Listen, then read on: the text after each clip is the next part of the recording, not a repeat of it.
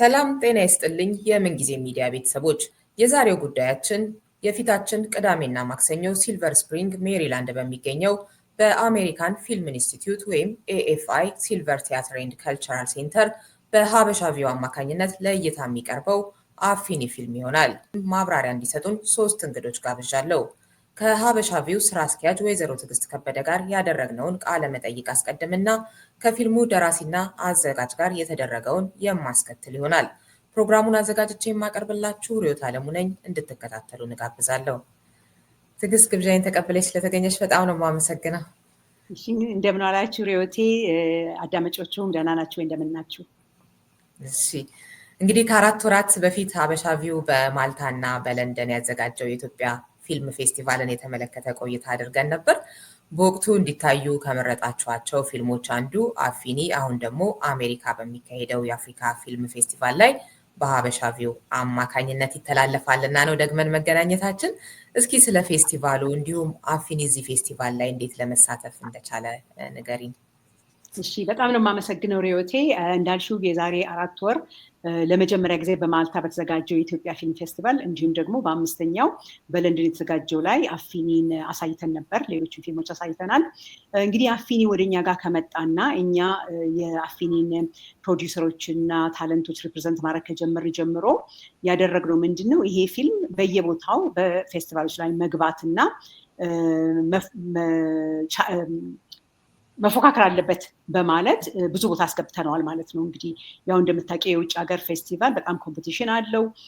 ፊልሙነቱን ብቻ ታሪኩን ሳይሆን ሌሎችም የሚያዩት ነገር አለና አሁን አንዱ ላይ የተመረጠው እንዳልሽው የኒው አፍሪካን ፊልም ፌስቲቫል ሲልቨር ስፕሪንግ የሚታየው እዛ ላይ መርጠው አጭተውት አይተውት ለእኛም ነገሩንና እንዲያውም ከአንድ ሳይሆን በ2 ቀን ይታያል ብለው እኛ እንግዲህ ባስገባ ነው ኮሚኒኬት ባረግ ነው ተመርጦ እዚህ ላይ እንዲደርስ ተደርጓል። በእንደዚህ አይነቶቹ መድረኮች ላይ ራሳችሁ ከምታሳዩቸው በተጨማሪ ደግሞ እንደዚህ ተመርጦ መታየቱ በራሱ አንድ ትልቅ ነገር ነው እና ምን ተሰማችሁ? እንደዚህ ሱስን ደግሞ ንገሪን እስኪ። አዎ እንግዲህ እንዳልሽው የእኛ ጥረት ከመጠን በላይ አሁን መስሪያ ቤቱ ራሱ 10ኛ ዓመቱን አክብሯል። ባለፉት 5 እና 6 ዓመት ትልቁ ጥረታችን ምንድን ነው፣ የኢትዮጵያ ፊልሞች ተዳራሽ መሆን አለባቸው የሚለው ላይ ነው እንግዲህ አንከር አድርገን የመጣ ነው የነበረው እና በዛም ደግሞ ለመደገፍ የራሳችንን ፌስቲቫል እያዘጋጀን ነበር። የራሳችንን ስናዘጋጅ ፊልሞች ተመርጠው ነው፣ ዝም ብለን የመጣውን ሁሉ አንቀበልም። ብዙ እናያለን፣ ከመጠን በላይ ገምግመን ለሰው ምንድን ነው ጥሩ መልዕክት ያሳልፋል ወይ፣ መታየት አለበት ወይ፣ ደረጃውን ጠብቋል የሚለውን ብዙ ገምግመን ነው የራሳችን ላይ የምናሳትፈው ማለት ነው። ከዚህ ባሻገር ደግሞ እንዳልሽው እንደ ኒው አፍሪካ ፊልም ፌስቲቫል ሌሎቹም ከዛም በላይ የሆኑትም ላይ እናስገባለን።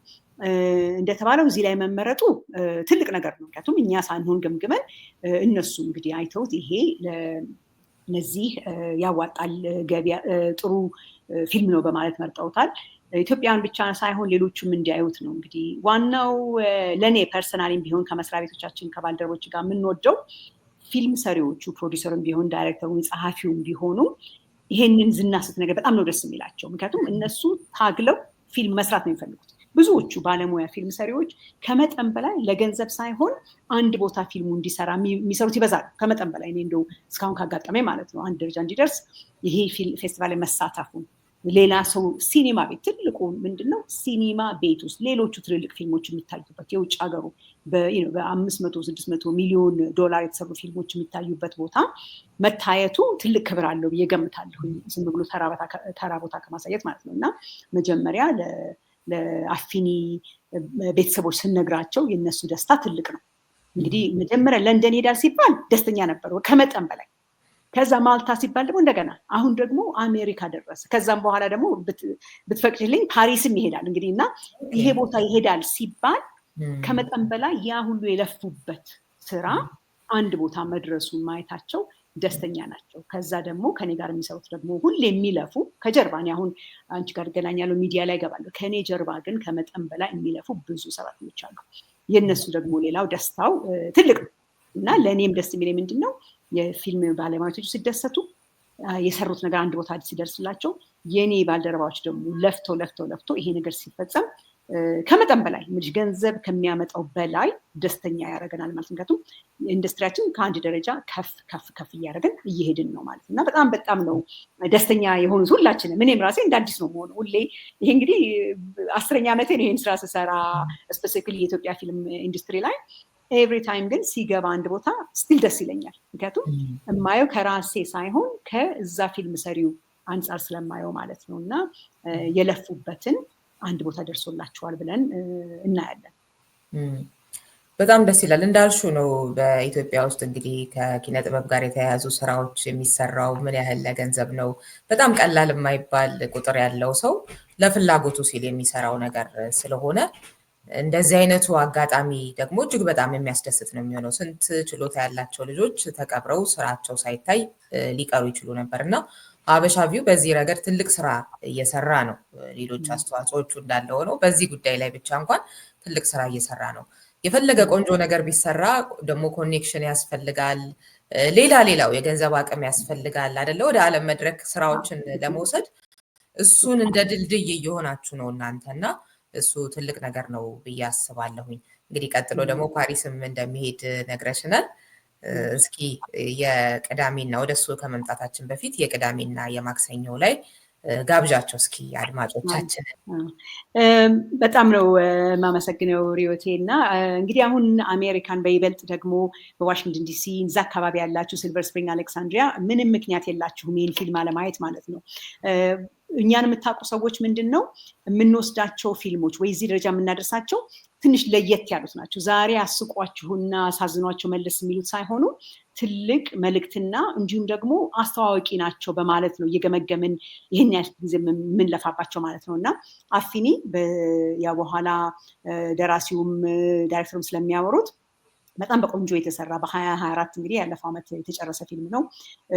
ታሪካችንን፣ ባህላችንን እንዲሁም ደግሞ ቋንቋችንን የሚያስተምረን ፕላስ ደግሞ እንዴት ነው ሰው ከጭቅጭቅ በሰላም የሚለያይበት የሚለውን ጥሩ ትምህርት ይዞ ነው የመጣው። የሚታየው እንግዲህ የፊት ለፊታችን ቅዳሜ ማለትም ማርች 15 እንዲሁም ደግሞ ማክሰኞ ማርች 18 በሲልቨር ስፕሪንግ ባለው ኒው አፍሪካን ፊልም ፌስቲቫል ላይ ነው የሚገኘው። እንዲሁም ደግሞ ሲኒማው ኤኤፍአይ ሲልቨር የሚባለው ነው። አድራሻውም እዚህ ላይም አለ። እንዲሁም ደግሞ ኮንታክት ብታደርገው እነግራቸዋለን። የቅዳሜ ማታው በ6:45 ማለትም ከምሽቱ ሩብ ጉዳይ ለአንድ 6:45 ኢን ኢቭኒንግ ይጀምራል። ከዛ በኋላ ደግሞ ማክሰኞ ደግሞ በ18 ማርች ደግሞ 7 ኢን ኢቭኒንግ ይጀምራል። ያው መታሰብ ያለበት ምንድነው እነኚህ ፊልም ቤቶቹ ሌሎቹን ፊልሞች የውጭ ሀገሮች የሚያሳዩበት ነው እና በሰዓት ነው የሚጀምሩት። እንግዲህ ቲኬቱንም ለመግዛት ኦንላይን ነው። ትልቁ ነገር ምንድን ነው ይሄ ፊልም ቤቱ በመሆኑ የተነሳ ራሱ ቀጥታ ከሲኒማ ቤቱ ነው ቲኬት የሚገዛው፣ ሌላ ቦታ የለም። ይሄን ደግሞ ሁል ቀን ግልጽ የምናደርገው ነው። የኛ ፌስቲቫልም ቢሆን የውጭም ሁል ቀን ቲኬት የሚገዛው ቀጥታ ከቦክስ ኦፊሱ ነው፣ በሰው ወይ ደግሞ እንደዛ አይደለም። ይሄንን ቦክስ ኦፊስ ላይ ገብታችሁ እዚህ ላይ ምልክቱም አለ፣ ገብታችሁ ቀድማችሁ ብትገዙ ጥሩ ነው ብዬ ገምታለሁኝ። ሰዓቱ ደግሞ በሰዓቱ ነው የሚጀምረው 6:45 ብያለሁኝ። ቅዳሜ ማርች 15 ከዛ ደግሞ ማክሰኞ ደግሞ ማርች 18 ደግሞ 7 ኢን ኢቭኒንግ ይጀምራል። ፓርት ኦፍ የነሱ የ2025 ፌስቲቫል ሆኗል ማለት ነው እና አፊኔ ሁለት ይታያል፣ ቅዳሜና ማክሰኞ በሰዓቱ ኦንላይን ገብታችሁ እንድታዩ።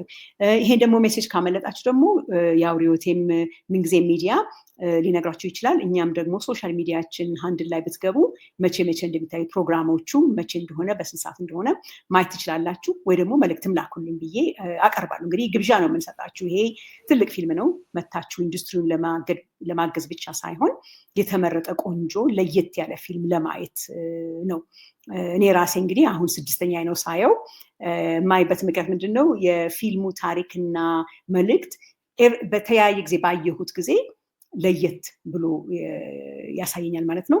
እሱን ደግሞ ካሰባችሁ በኋላ የታወቆቹ ትልልቆቹ አርቲስቶች ማለትም ግሩም ኤርሚያስ እና አማኑኤል ሀብታሙ ያሉበት ናቸው። ሌሎችም አሉ፣ ግን በዋናው ሁለቱ የሰሩበት ነው ማለት ነው።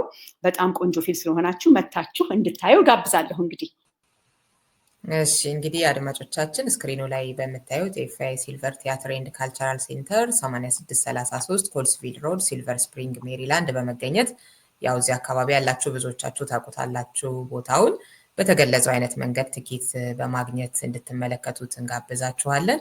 እስኪ የፓሪስ ጉዞውን ትንሽ ጥሩ እንግዲህ ዋናው ለአንቺ አድማጮች በዓለም ሁሉ ስላሉ ፓሪስም ደግሞ አውሮፓ ላላችሁ ለንደን እና ማልታ ላመለጣችሁ ደግሞ ፓሪስ ደግሞ ሜይ 14 15 እና 16 ሶስት ፊልም ይዘን ነው የምንሄደው። እንግዲህ ፓሪስ መካከል ከተማ ነው የምናሳየው።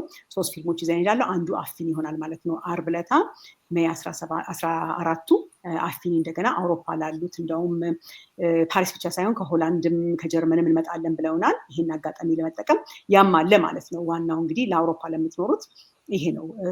ትልቁ ሀሳቡ ምንድን ነው? የእኛን ፊልሞች በሲኒማ ቤት እንዳልኩት ቅድም ትልልቆቹ በብዙ ባጀት የሚሰሩ ፊልም የሚታይበት ትኬቱን እዛ ገብተን ገዝተን በየቦታው የሄድን ሱቆች ሳይሆን እዛው ገብተን ገዝተን አይተን ተዝናንተን የምንወጣበት ኦፖርቹኒቲ እንግዲህ ከፍተናል ብዬ ነው የምገምተው።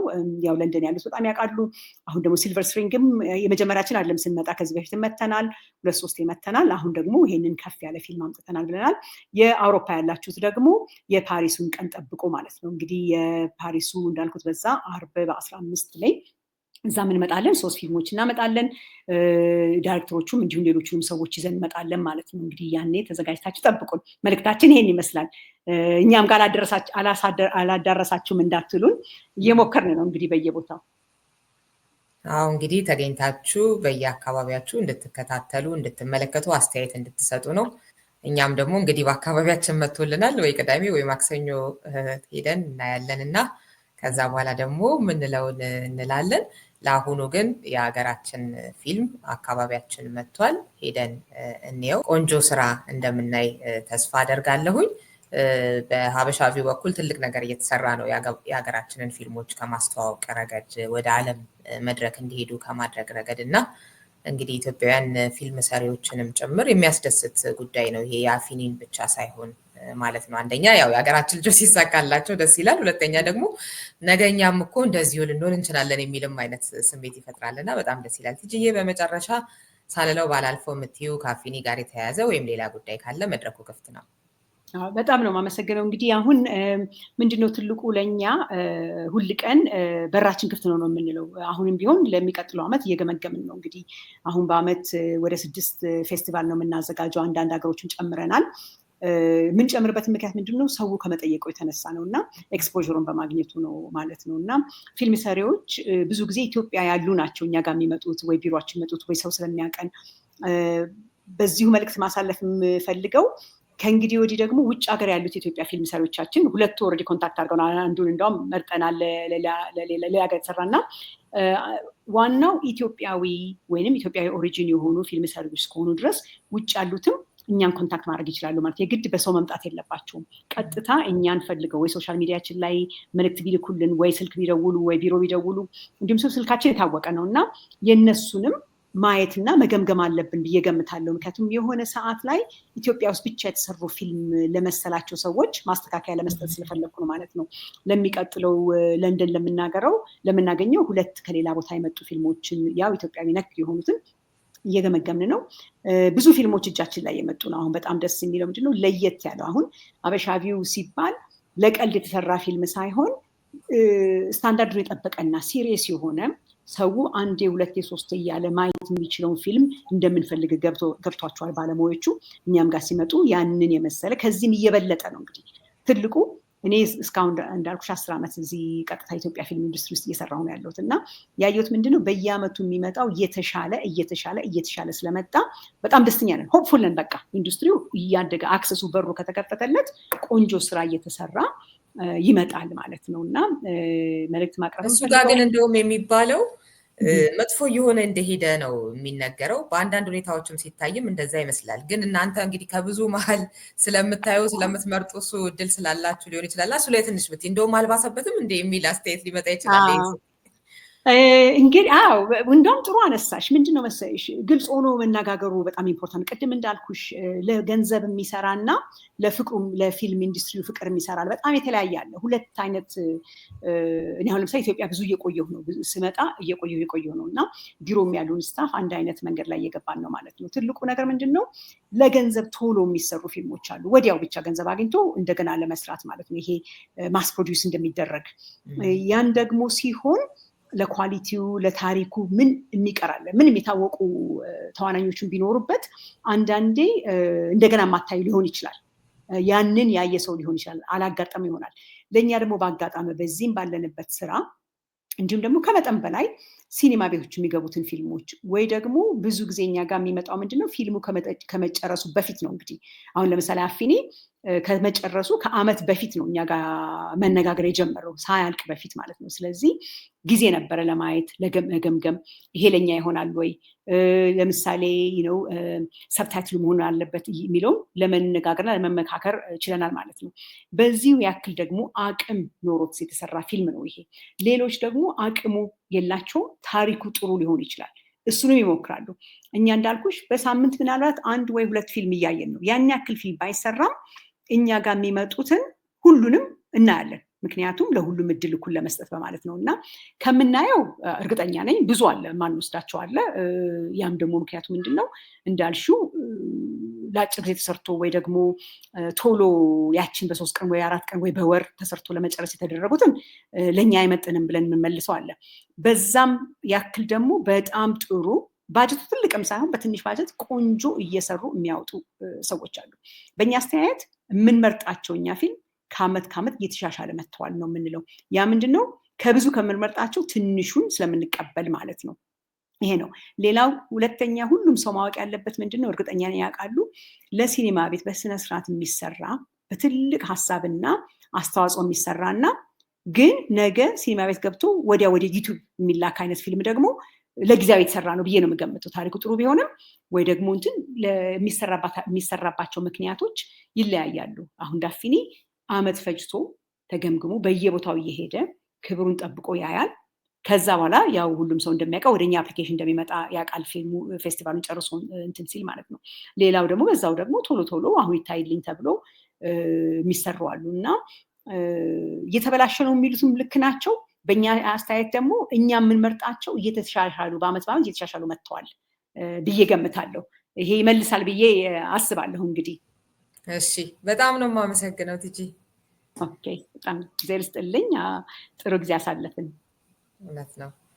እንግዲህ መልካም የስራ ጊዜ እመኝላችኋለሁ። እንዳልኩት ደግሞ ቅዳሜና ማክሰኞ አድማጭ ተመልካቾቻችን ተገኝታችሁ በ8633 ጎልድስቪል ሮድ ሲልቨር ስፕሪንግ ሜሪላንድ እንድትከታተሉ ከወዲሁ ግብዣችንን እናቀርባለን። ማርች 15 6:45 ፒኤም ላይ ቅዳሜ ማለት ነው የፊታችን። እንደዚሁም ደግሞ ማርች 18 ማክሰኞ 7 ፒኤም ላይ የሚቀጥለው ማክሰኞ ማለት ነው የሚተላለፍ ይሆናል የማክሰኞ ሳምንት። ስለዚህ ደስ ባላችሁ ቀን ተከታተሉ እያልኩኝ ቀጥዬ ደግሞ ከፊልሙ ማስታወቂያ ቀንጭቤ ያሳያችሁና ከአፊኒ ፊልም ደራሲ ይለፋቸው ብርሃኑና ከአዘጋጁ ታሪኩ መኮንን ጋር ወዳደረኩት ቆይታ ወስዳችኋል። የልጄ ደም በእጄ ላይ ነው። በእጄ ያለ ደም ንጻት የሚያገኘው በልጄ ገዳይ ደም ብቻ ነው። አፊኒ አይደ ወምትኒ አፊኒ ከተፈጥሮ ሕግ የተቀዳ እንከን አልባ የሆነ ስርዓት ነው። እንግዶቼ ግብዣዬን አክብራችሁ ስለተገኛችሁ ሁለታችሁንም እጅግ በጣም አመሰግናለሁ። እልፋቸው ካንተ ልጀምርና አፊኒን ለመድረስ መነሻ የሆነ የተለየ አጋጣሚ ወይንም ደግሞ ምክንያት ይኖር ይሆን? አፊኒ እንዴትና ለምን ተጻፈ ከሚለውን ጀምር እስኪ። እሺ፣ አመሰግናለሁ። እና ስለ አፊኒ በእርግጥ ያው አንደኛ ማህበረሰቡ ወይም ተወልጄ ያደግኩበትም አካባቢ ስለሆነ በብዙ እያየሁኝ ነው ያደግኩት ይህን ስርዓት። እንደ መነሻ ደግሞ ምናልባት በመምህርነትም በጋዜጠኝነትም በተለያዩ ቦታዎች ስዘዋወር ስለነበረ በጣም አግሬሲቭ የሆኑ ሰዎች፣ በጣም ከባባድ ግጭቶች በሽማግሌዎች ወይም በታላላቅ ሰዎች አፊኒ በማለት ብቻ ጉዳዩን ሲያረጋጉት በጣም ከባድ የተባለ የተፈራ ጉዳይ እስከ ሞት የሰው ህይወት ነፍስ ጠፍቶ እንኳ ጉዳዩ በሽማግሌ ተይዞ ሰላማዊ በሆነ መንገድ ፍትሃዊ በሆነ መንገድ ሲፈታ ሳይ ይህ ነገር ምናልባትም ለትውልዱ መጀመሪያ እንደመነሻ የመጽሐፍ ያው ትንሽ አነብም ስለነበረ ይህ ታሪክ ለትውልድ መቅረት አለበት መሰነድ አለበት የሚል ትንሽ ድምፅህን ትጨምርልናለህ እልፋቸው? ይቅርታ። እሺ እንደ መጽሐፍ ነበረ መጀመሪያ ያሰብኩት የነበረው።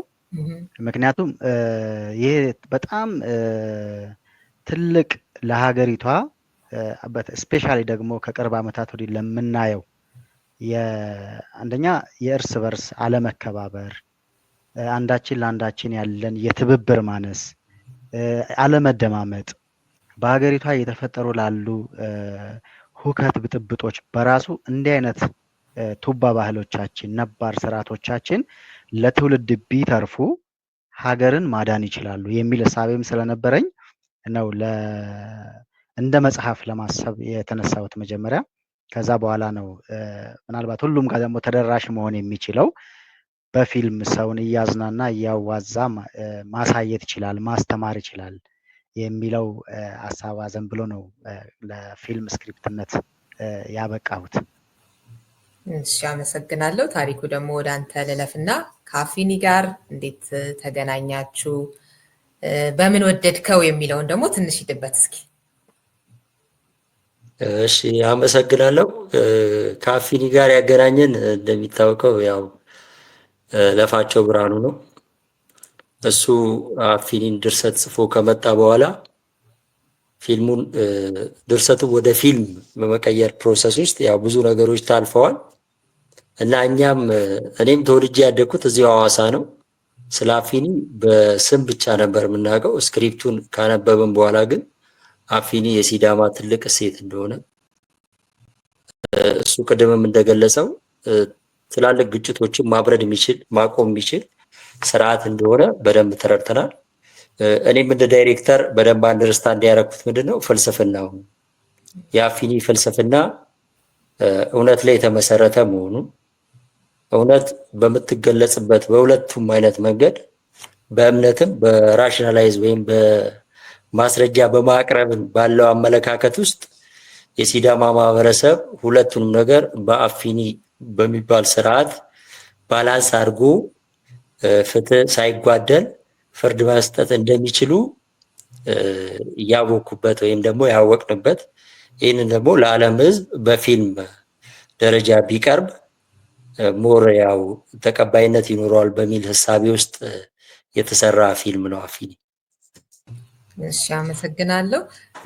እልፋቸው እስኪ አፊኒ በቀጥታ ምን ማለት ነው ከሚለው ከትርጓሜው ጀምረን እስኪ ጠቅለል ባለመልኩ ያው አድማጮቻችን እንግዲህ እዚህ መጥቶላቸዋል። በተለይ ዲኤምቪ አካባቢ ያሉ ቅዳሜም ማክሰኞም ይመለከቱታል እንዳመቻቸው ብዬ አስባለሁ። ለዛም ነው እንግዲህ መጥቶላቸዋል ለማለት ይህንን ፕሮግራም የምንሰራው።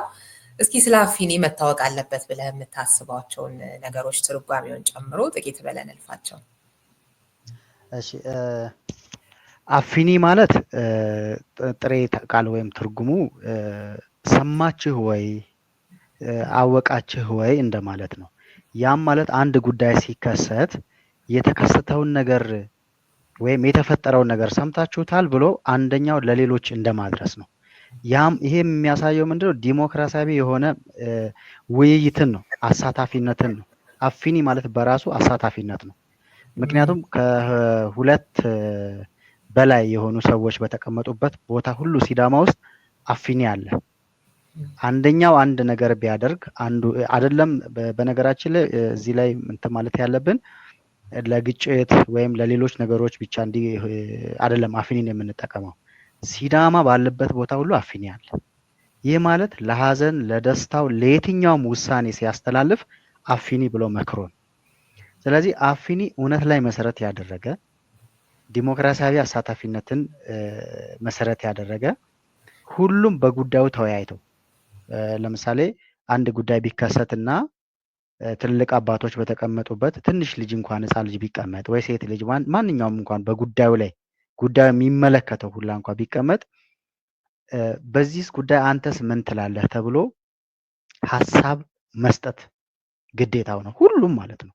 ከዛ በኋላ ነው ጉዳዩ ተሰብስቦ ሁሉም የተናገሩት ሀሳብ ተሰምቶ ውሳኔ ቢሰጠው። ስለዚህ አፊኒ ማለት አሳታፊነት፣ አፊኒ ማለት እውነታን ላይ መሰረት ያደረገ፣ አፊኒ ማለት ይህ ጉዳይ የሁላችንም የጋራ ሀሳብ ነውና በወሰንከው ውሳኔ ወይም በተወሰነው ውሳኔ ሁላችንም አለንበት፣ የሁላችንም ውሳኔ ነው ብሎ ማሳወቅም ጭምር ነውና አፊኒ እውነት ነው። ለዛ ነው ቅድም ሲዳማ ባለበት ሁሉ አፊኒ አለ ብዬ ያልኩት። ሰው አፊኒ ማለት እንደ ጥሬ ትርጉሙ ሰማችሁ ወይ? አንድ ጉዳይ ተፈጥሯል፣ ሀዘን ተፈጥሯል፣ ሰማችሁ ወይ? እንዴት እንፍታው? እንዴት እናድርገው? ደስታ ተፈጥሯል። ኢቭን ደስታ እንኳን እኔ ቤት መስራት ብፈልግ መሰረት ለመጣል መጀመሪያ ለትልቅ ሰው ነው የምነግረው። የነገርኩት ትልቅ ሰው አፊኒ ብሎ ሰማህ ወይ? ከሌኮ እንዲያደረገ እንዲያመጣ ሀሳብ አመጣ ብሎ በዛ ሀሳብ ዙሪያ ተወያይተው ነው የሚወስኑት ሁላ። ሶ አፊኒ የሲዳማ ምን ማለት እችላለሁ? በቃ እንትኑ ነው፣ ሁሉ ነገሩ ነው በቃ። ሶ አፊኒ ትልቅ ነገር ነው። ሌላው እንዲያውቀው ስለ አፊኒ ቢያውቀው ደስ የሚለኝ ብዬ ማስበው አሳታፊነት ትልቅነት ነው። ዲሞክራሲያዊ ውይይትም በጣም ትልቅነት ነው፣ ስልጣኔ ነው። ምናልባት ዛሬኛ ዲሞክራሲ ብለን የምንለው አይ ቲንክ 4951 ነው አይደል ውሳኔ እንኳ። በአፊኒ ግን 100% ፒውር እስኪሆን ድረስ ጉዳዩ ተጣርቶ ትክክለኝነቱ እስኪረጋገጥ ድረስ ሁሉም ተወያይተውበት ነው። ስለዚህ ውሳኔ ሲሰጥ እንዲሁ በቃ በ4951 አይደለም፣ አብዛኛው በሚባል ከ90% በላይ በሚባል አምኖበት ጉዳዩን በጣም ትኩረት ተሰጥቶ ወራት አመታት ሊፈጅ ይችላል ሲወያዩበት እና ከስር ከመሰረቱ ተጠንቶ ጉዳዩ እውነታ ላይ ትኩረት መሰረት አድርጎ ውሳኔ ይሰጥበታል። ስለዚህ አፊኒ ቢታወቅልን፣ አፊኒ አሁን እንግዲህ ፊልማችንም ያው ለዓለም እየታየ ነው። ፊልሙን እና ርዕሱን ስሙን ብቻ ሳይሆን አሳታፊነቱን፣ ዲሞክራሲያዊነቱን፣ መቀባበልን፣ መደማመጥን ከሲዳማ አባቶች ብንማር በሚል ነው እንዲታይልንም የምንፈልገው። እሺ፣ እስኪ ከማስታወቂያው ደግሞ ቀንጭበን አይተን እንመለስ። ጅሮ ዳውራ ገለጤም ቴቾ ሶንጎኒ ታሎ ይኔ አፊራታል እኔ ሽሽቲን አቁመ ከራስ ጋር ታረቅ። የእናቶች እውነት አምላክ ቁጣ ከዚህ መንደር ያጠፋው እያለችሽ ነው። ቤተሰብ እንደዚህ ሲዋደድ በጣም ደስ ይላል። ዋማጦ ሲፉሌ አጉሬኔ ዲማጭሽ ሞት ካሎ የተባለ አውሬ ጎን ያስቀምጬ አንተን የሚጠብቅበት ምን ምክንያት አለ? አሎ እሺ፣ እንግዲህ ሀገር ቤት የተመለከቱት ሰዎች ብዙዎች እየመሰከሩለት ነው ፊልሙን። እኛ ደግሞ ቅዳሜ እና ማክሰኞ ልናየው ነው። እንዴት ተዘጋጀ? እንግዲህ ሶስተኛው ነው አይደለ? በዓለም አቀፍ ሁኔታ በተለያዩ ከኢትዮጵያ ውጭ የሆኑ ሀገሮች ሲሄድ እና እንዴት ተደርጎ ቢዘጋጅ ነው፣ ዝግጅቱ ምን ይመስል ነበር የሚለውን ደግሞ ታሪኩ እስኪ። የአፊኒ ፊልም ከመጀመሪያው ጀምሮ በኢንተርናሽናል ሌቭል ወይም ደግሞ በሃይ ስታንዳርድ ለመስራት ታስቦ የተዘጋጀ ፊልም ነው። ለዛም ይሆናል አሁን ላይ ጥሩ ተቀባይነት አግኝቶ በዓለም ደረጃ እንዲህ ሰክሰስፉል ሊሆን የቻለው። ፊልሙ ከሀሳቡ ነው የሚጀምረው። መጀመሪያ የተነሳው ሀሳብ፣ ደራሲው ያነሳው ሀሳብ አፊኒ ነው። አፊኒ በጥልቀት ሲታይ የኢንተርናሽናል አይዲያ ወይም ኢንተርናሽናል አስተሳሰብን የያዘ ሀሳብ ነው እንደ ሀሳብ። ከዛ ቀጥሎ ፍልስፍናም ነው ያለበት። ይህንን ሀሳብ ወይም ይህንን አስተሳሰብ በዓለም መድረክ ለማቅረብ ፊልም በሚፈልገው ስታንዳርድ መዘጋጀት እንዳለበት አምነንበት ነው የሰራ ነው። በዚህ ሂደት ውስጥ ፊልሙ ላይ የተሳተፉት ከኤክስኪዩቲቭ ፕሮዲሰር ጀምሮ ማለትም የሲዳማ ክልል ባህልና ቱሪዝም ጀምሮ ፊልሙን የሚያሰሩ የፊልሙ ኮሚቴዎች ጀምሮ ፊልሙ በትልቅ ደረጃ መሳተፍ አለበት በሚል አስተሳሰብ ውስጥ ስለነበሩ እኔም እንደ ዳይሬክተር ወይም እንዳዘጋጅ በድፍረት ፊልሙን በትልቅ ሌቭል ለማዘጋጀት አስቤ ነበር። ይህም ከምን ይጀምራል? ፊልሙ ላይ በኢትዮጵያ ደረጃ በሃይ ክላስ ላይ ያሉ አክተሮችን በማሳተፍ ባለሙያዎችን በማሳተፍ ክሩ ሴሌክሽን ላይ በጥንቃቄ አንደርስታንድ ማድረግ የሚችሉ የሲኒማቲክ አንደርስታንዲንጋቸው አሪፍ የሆኑ ሰዎችን በመምረጥ ነበረ የፊልም ሂደት የነበረው። ሌላው ታፍ የነበረው ነገር ምን ነበር? ፊልሙ የሰሩት የሲዳመኛ ቋንቋ መናገር ማይችሉ ግሩም ኤርሚያስ እና አማኑኤል ሀብታሙ ናቸው። ፊልሙ ላይ አማኑኤል ሀብታሙ ሙሉ በሙሉ በሲዳመኛ ነው የሚናገረው። ግሩም ኤርሚያስ ሀፍ ሲዳመኛ ሀፍ አማርኛ አድርጎ ነው ፊልሙን የተወነው። በዚህ ውስጥ ፊልሙም የተቀረጸበት አካባቢ ትንሽ ሪሞት ኤሪያ ነው። በደንብ አዳፕት እንዲያደርጉት በደንብ እንዲለማመዱት የፈረስ ልምምዶች፣ የሪሞት ኤሪያዎችን ወክ የማድረግ ልምምዶች፣ የማህበረሰቡን ካልቸር ቋንቋ እና የአኗኗር ዘይቤን አንደርስታንድ በማድረግ የሬርሱ አንዱ አካል አድርገን ለ6 ወር ሬርስ ሰርተናል። ሆል ሲዳማ ባለው አካባቢ ተጓጉዘን ማለት ነው። ከዛ በኋላ የነበረው ከሬርስ በኋላ የነበረው የቀረጻ ሁኔታ ነው። ቀረጻውን ያካሄድ ነው ክረምት ወራት ውስጥ የዝናብ ወራት ውስጥ ስለነበረ ትክክለኛ የሲዳማን ጂኦግራፊ እንዲይዝ ግሪን የሆነው ፓርት፣ የውሃውን አካል፣ የገጠር የማህበረሰቡን አኗኗር፣ ክረምት ላይ ያለውን አኗኗር በደንብ ሞር ፊልም የሀገርን ገጽታ ከመገንባት ከማሳየት አንጻር አስተዋጽኦ ስላለው ከዛ አንጻር ያን ታይም መርጠናል። ያ ታይም ደግሞ ትንሽ የቀረጻ ታይማችንን ታፍ እንዲሆን አድርጓል። ሌላው ፊልሙን የቀረጽንበት የሲኒማ ወይም ደግሞ የፕሮዳክሽን ቴክኖሎጂ በኔትፍሊክስ ስታንዳርድ ውስጥ ባለ የካሜራ ቴክኖሎጂ የቀረጽ ነው። ያም ሬድ ኮሞዶ በሚባል ካሜራ ነው የቀረጽ ነው። ያም በራሱ የነበረው የፕሮዳክሽን ማኔጅመንት ላይ ከፍተኛ ዋጋ አስከፍሎናል። ምክንያቱም ገጠር ውስጥ ስለነበረ የፓወር ችግሮች ስለነበሩ ከጄኔሬተራችን አቅም በላይ በሆኑ ሁኔታ ውስጥ ለሁለት ወር ያህል አሳልፈን የቀረጽ ነው።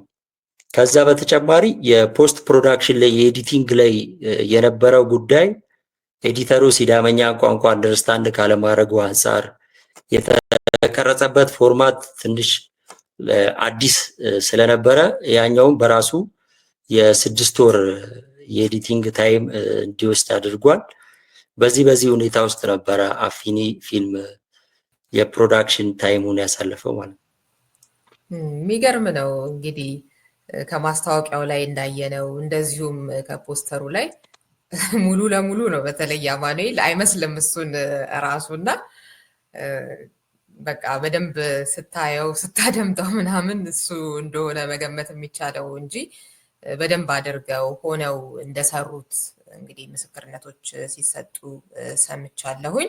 ለዚህ ደግሞ ብዙ እንደለፋህበት እንግዲህ ግልጽ ነውና ይሄው ደግሞ ስራችሁ ከፍሏችሁ በዚህ በአጭር ጊዜ ውስጥ ለ3ኛ ጊዜ የተለያየ የዓለም ክፍል ላይ እየሄደ ነው ያለው። እልፋቸው እንግዲህ እንደማውቀው የመጀመሪያ ድርሰት ነው። ምን ተሰማህ በመጀመሪያ እንደዚህ ሲሆን? እውነት ለመናገር በጣም በቃ አርት ውስጥ እንግዲህ ያው ለመግባት አንዳንድ ጊዜ በጣም ዳገት በሚሆንበት ጊዜ ላይ ለኔ ትልቅ እድል ነው። ምናልባት ያው እግዚአብሔር የፈቀደው ነው የሆነው።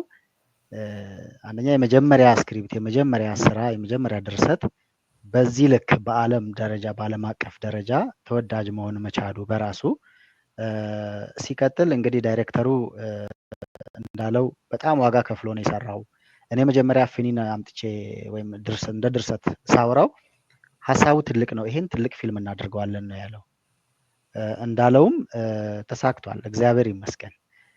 ትልልቅ አርቲስቶች ጋር ከነ ግሩም ኤርሚያስ ጋር ከነ አማኒ ጋር መስራት መቻሉ በራሱ በመጀመሪያ ስራ ላይ ለእኔ ትልቅ እድል ነው፣ እግዚአብሔር የሰጠኝ እድል ነው። ሀሳቡም ትልቅ ነው።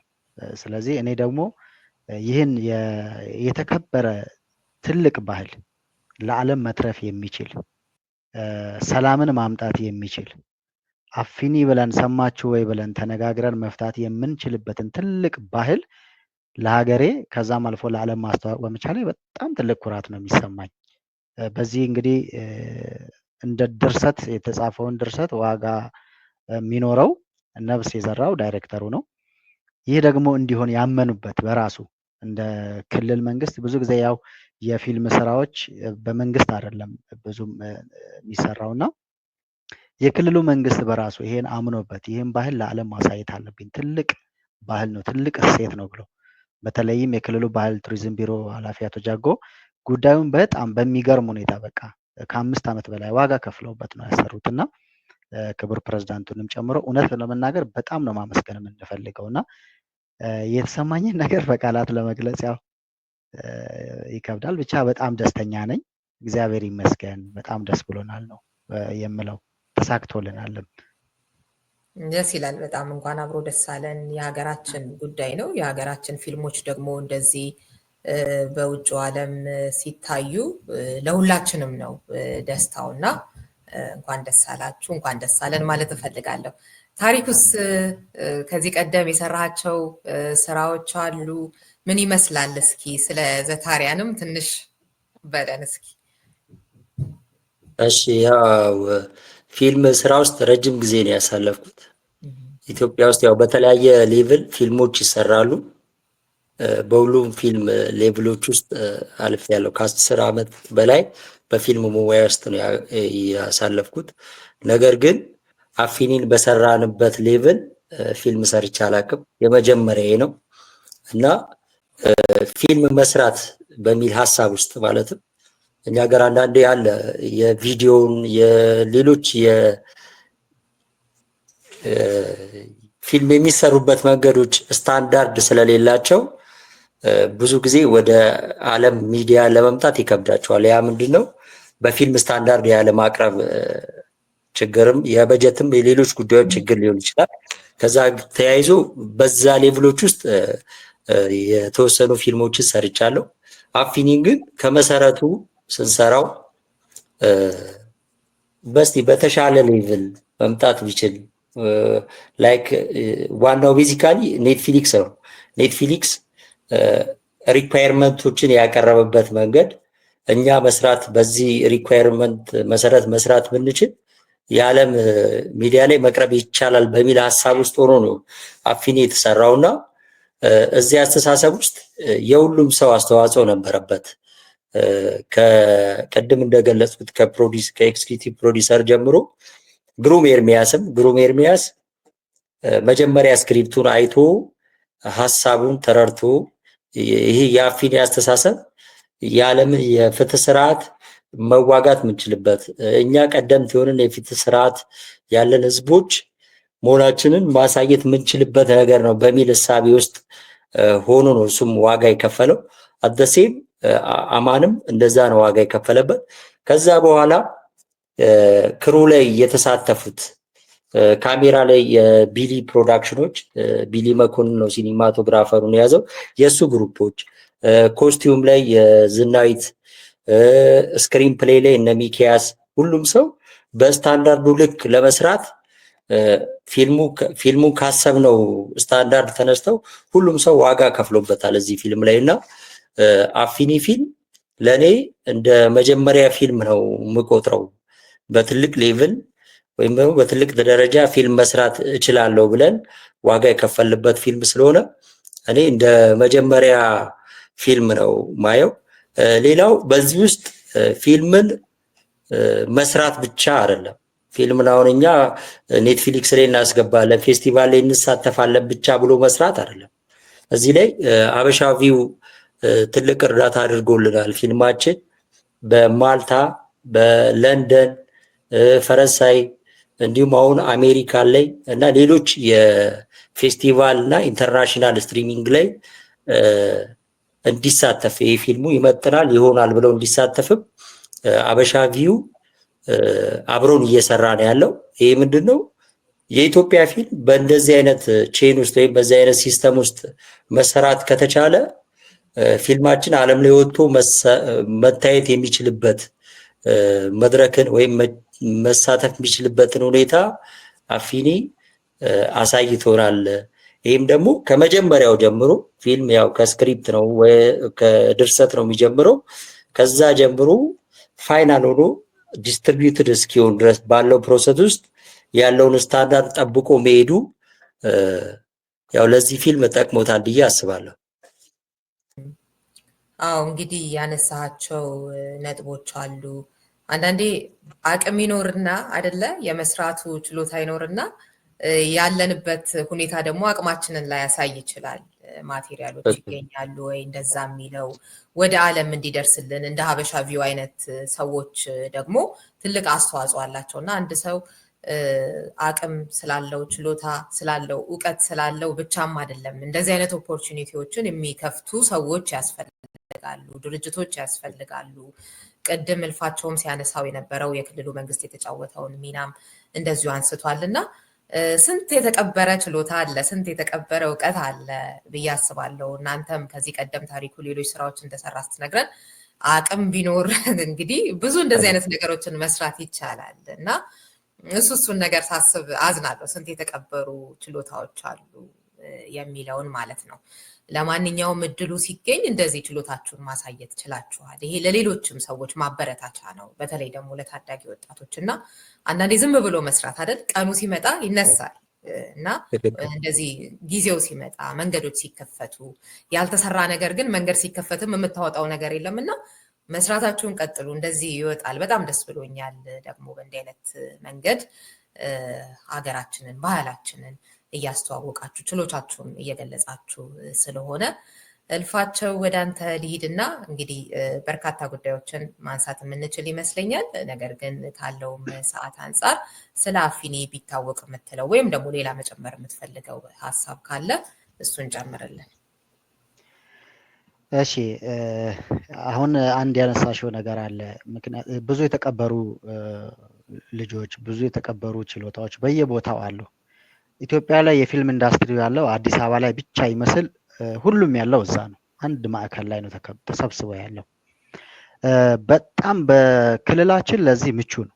እኔ ሲዳማ ብቻ ሳይሆን ኦል ኦቨር ኢትዮጵያ በጣም ቱባ ባህሎቻችንን ለዓለም ማሳየት ገናናነታችንን መንገር የምንችልባቸው በጣም ብዙ ታሪኮች አሉን፣ ብዙ ባህሎች አሉን። ከሁሉም ቀድመን ያው በቃላት ብቻ ነው የምንለው ትልቅ ነበርን ካልን ትልቅነታችንን መልሰን ማሳየት አለብን። አንዱ ማሳያው ኪነ ጥበብ ነው።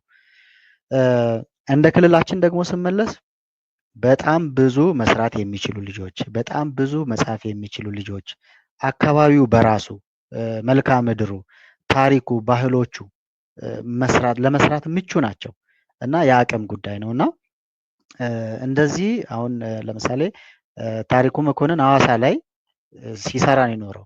ትልቅ ኢንቨስትመንት የተመደበለትን ፊልም ደግሞ መስራት እንደሚችል ከዚህ በላይ ማሳየት እንደሚችል አሳይቷል። ሶ የአቅም ጉዳይ እንጂ አሉ ልጆች እና በቀጣይም ማለት የምፈልገው አፊኒ ማለት እንዲህ በቃ አንዳንድ ጊዜ በቃላት የማትገልጪው ነገር አለ። ትርጓሜ እንዲህ ብለሽ ዲፋይን ማታረጊው አፊኒ ኖረሽ የምታዩ ነገር ነው። አፊኒ በቃ በሲዳማ ውስጥ ስትኖሪ ቁርስ ምሰራት የምትዩ በቃ ስትበይ ስትጠጪ ስትንቀሳቀሽ ተግባር ነው፣ ሂደት ነው። አፊኒ ፕሮሰስ ነው። ሶ ከዛ በላይም ደግሞ ብዙ ታሪኮች አሉን፣ ሌሎች ባህሎች አሉን።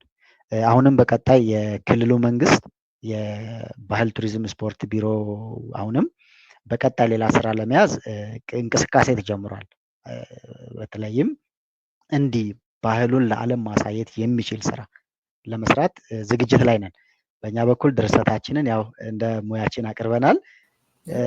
ቢሮ ደግሞ ማድረግ ያለበት ስራዎችን ጠብቁ እያልከን ነው።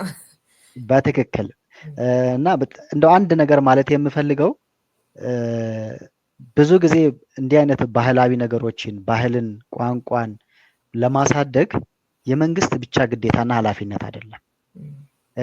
እዚህ እኛ ክልል ላይ ስፔሻሊ ሲዳማ ላይ መልእክት ማስተላለፍ እፈልጋለሁ። በተለይ ለዲያስፖራው ማህበረሰብ እና ለባለሀብቱ የኛ ዲያስፖራ የሲዳማው በተለይም ባለሀብቱ ኪነ ጥበብን እንደ ቀልድ እንደ መጫወቻ እንጂ ራስን ማሳያ ማንነትን መግለጫ አድርጎ አያስበው። ብዙ ጊዜ መንግስትን እንወቅሳለን፣ መንግስትን እንተቻለን። ባህላችን ቋንቋችን አላደገም አላሳደገም እንላለን። እኛስ ምን አደረግን? የመንግስት ግዴታ ብቻ አይደለም የኔም ባህል ማሳደግ፣ እኔም ባህሌን መጠበቅ ለዓለም ማሳየት መቻል አለብኝ። እኔ ስጽፍ የሚያግዝ አካል ፕሮዲውስ ማድረግ አልተለመደም። አይደለም ፕሮዲውስ ማድረግ የሚጽፍን ማበረታታት እንኳን አልተለመደም። ስለዚህ ለሲዳማ ባለሀብቶች፣ ለሲዳማ ዲያስፖራዎች በጣም ብዙ ወጣቶች አሉ መስራት የሚችሉ ኪነ ጥበቡን ማሳደግ የሚችሉ ቋንቋውን ባህሉን ለዓለም ማሳየት የሚችሉ። ሲዳማን እኮ ይኸውና ከፍ አድርገናል። ኢትዮጵያን ከፍ አድርገናል። ሲዳማ የኢትዮጵያ ድንቅ ባህል ነው። አፊኒ ማለት ሲዳማ ለኢትዮጵያ ያበረከተው የኢትዮጵያዊነት መገለጫ ነው። ስለዚህ ይህንን ደግሞ ሁላችንም ተደጋፈን ነው ማሳየት የምንችለውና በቀጣይም የሚሰሩ ስራዎች፣ የሚጻፉ ጽሁፎች ለዓለም እንዲወጡ ፊልም ኢንዱስትሪው ኪነ ጥበቡ በሲዳማ ላይ እንዲያድግ እባካችሁን ማለት ነው የምፈልገው። በተለይ ለዲያስፖራው ማህበረሰብ ምናልባት በዚሁ አመስግኜ መጨረስ ካለብኝ በዚህ ስራ ላይ አብረው ለነበሩት በተለይም ያው ለሲዳማ ብሔራዊ ክልላዊ መንግስት ባህል ቱሪዝም ስፖርት ቢሮ ኃላፊ ለአቶ ጃጎ አገኘው ትልቅ ክብርና ምስጋና ነው መስጠት የምንፈልገው። ጉዳዩን የራሳቸው አድርገው ነበር ሲሰሩ የነበሩት እና ክቡር ፕሬዝዳንቱም በኃላፊነት በዋናነት አሁንም በቀጣይ የሚሰሩልን እነሱ ናቸው። እንዲሁም ደግሞ የቤዛ ውሃ ባለቤት ወይዘሮ ይርጋለምን ከልብ እናመሰግናለን። ለፊልሙ ዋጋ የከፈሉ አሰሪ ኮሚቴዎቹ እነዘለቀ ዶራና ኮሚቴዎቹን ሁሉንም እና ሌላውም ሁሉ በዚህ የተሳተፈው በተለይ ደግሞ ዳይሬክተር ታሪኩ መኮንን እውነት ነው በጣም ነው ከልብ ያለውን ስላደረገ ይህን ፊልም በኔትፍሊክስ በዓለም አቀፍ ደረጃ እንዲታይ እናደርጋለን። ትልልቅ ፌስቲቫሎች ላይ ይሳተፋል ብለን 5 ዓመት 6 ዓመት ምን በላው አተን ተቸገርን ስንል ክብራችን አለ። አፊኒ ትልቅ ፊልም ነው፣ ትልቅ ሀሳብ ነው፣ ለዓለም እናሳያለን እንዳለው አድርጎታል። ስለዚህ እሱንም ላመሰግን እወዳለሁ። አቅሙን ችሎታውን አሳይቷል። ፊልም የሚሰራው ህንፃዎች ላይ ብቻ አይደለም፣ አዲስ አበባ ህንፃዎች ቦሌ ጎዳና ላይ ብቻ አይደለም ፊልም ያለው። ኢትዮጵያዊነትን እንደዚህ ገጠር ታች ወርዶ ማሳየት እንደሚቻል ስላሳየ እሱንም ማመስገን እወዳለሁ። አበሻ ቪውንም እንዲሁ ቅድም እሱም አንስቶታል እና በጣም አመሰግናለሁኝ ማለት ፈልጋለሁ።